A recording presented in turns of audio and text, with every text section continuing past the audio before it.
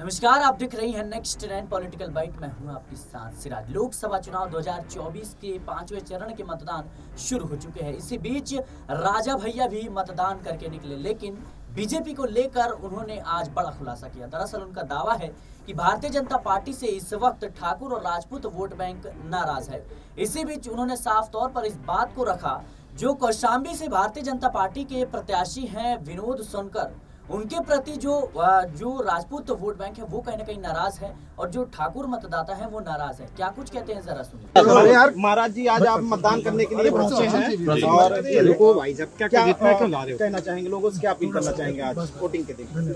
बहुत अच्छे शांतिपूर्ण ढंग से मतदान चल रहा है और लोग अपनी स्वेच्छा से मतदान कर रहे हैं। प्रशासनिक व्यवस्था भी चुस्त दुरुस्त है और हमेशा की तरह कुंडा बाबागंज में शांतिपूर्ण मतदान हो रहा है। हवा का रुख किस तरफ है, किस तरह लग रहा है कि कौशाम्बी जो लोकसभा पर आज मतदान हो रहा है? इसका उत्तर हम दे देंगे, लेकिन आप बताइएगा कि आप सहमत हैं या नहीं। महाराज जी, अनुप्रिया जी का एक बयान आया है, उन्होंने कहा है कि खत्म तो होने दीजिए महाराज, एक इसका दे दें। देखिए,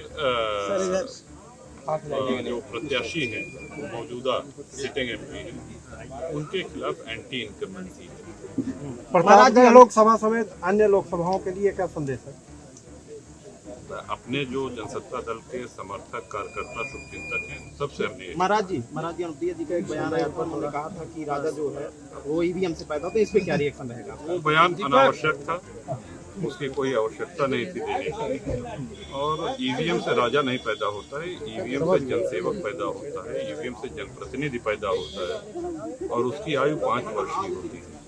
5 वर्ष बाद जनता जनार्दन निर्णय करती है कि इसको पुनर्जीवन देना है कि नहीं देना है। तो राज परिवारों से किसी को कोई क्यों कुंठा होगी? 7-8 दशक बीत गए हैं, देश आज़ाद हो गया है, अब न राजा रहे न रजवाड़े रहे, अनावश्यक बयान। क्या सरकार बन रही है? तो सुना आपने कि किस तरीके से राजा भैया तमाम तरह के दावे करते हुए नजर आ रहे हैं, और साफ तौर पर उनका यह मानना है कि कहीं ना कहीं भारतीय जनता पार्टी को इस बार के लोकसभा चुनाव में नुकसान का सामना करना पड़ सकता है, क्योंकि जिस तरीके से राजपूत जो समुदाय है और जो ठाकुर वोट बैंक है वो कहीं ना कहीं भारतीय जनता पार्टी से नाराज है।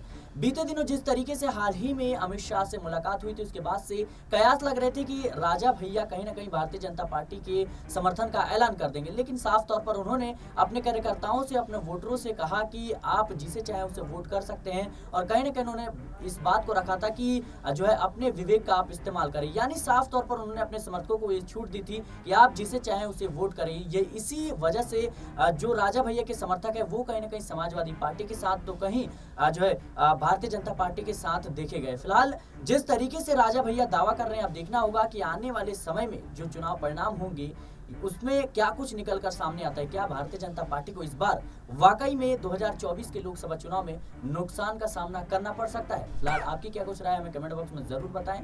देश और दुनिया की तमाम खबरों के लिए बने रहे नेक्स्ट 9 पॉलिटिकल बाइट के साथ।